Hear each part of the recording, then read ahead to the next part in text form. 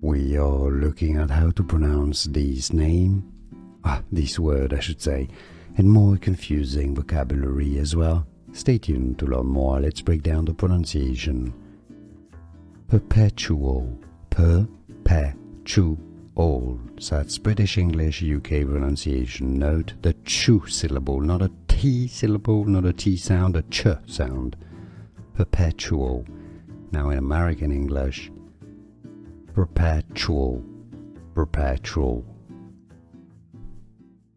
We are looking at how to pronounce this word I should say, and more confusing vocabulary as well. Stay tuned to learn more. Let's break down the pronunciation. Perpetual, perpetual. That's British English UK pronunciation. Note the ch syllable, not a t syllable, not a t sound, a ch sound. Perpetual. Now in American English, perpetual, perpetual.